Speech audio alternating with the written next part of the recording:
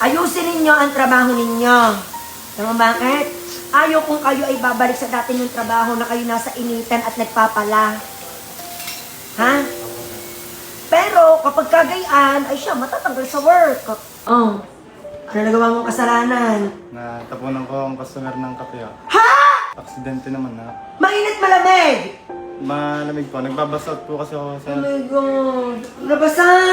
Opo. Ano sabi ng customer? Swinger nila po. Tapos nag-sorry naman ho ako. Tapos natanggap na niyo po ang sorry ko, sir. Oh. Kaso po kita ko sa mukha parang malungkot na. Ano? Anong ginawa nyo? Ano, sir? Bumili na lang ako ng bulaklak din, di ba?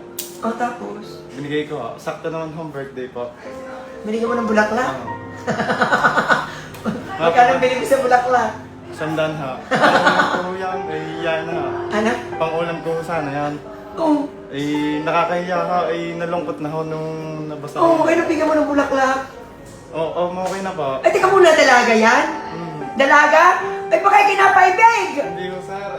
Sir, nung pumasok ko sa kapitbalay napakaganda mo ng, ngiti. Oo, tapos? Masaya ha. Nung natapunan ko, Ay, paano nga matutuway na tapunan mo?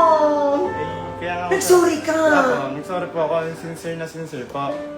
Naku po, kung sino man po ang natapunan ng aking anak na sobrang sorry po. Nagsorry naman po, sir. Binigyan ko ng bulaklak. Yan, bumalik naman po yung... Yung ngiti, ganyan. Naku. Hindi anak, doon ako sa customer na ano, please, sikapin natin na maging memorable na maayos ang inang. Paano ko ba ako contact niya? Paano ko ba kapag sorry? Sir, ayun po yung may dala pong asa na nagpa-picture po sa inyo. Kanina? Kahapon po. Kahapon ba? Sasabihin ko sana sa inyo kahapon, nakalimutan ko na ako'y pagod na Sa pagod na. Sa pagod na.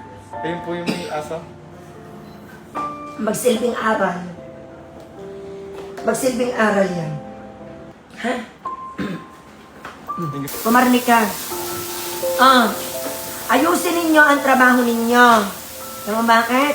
Ayaw kung kayo ay babalik sa dati yung trabaho na kayo nasa initan at nagpapala. Ha?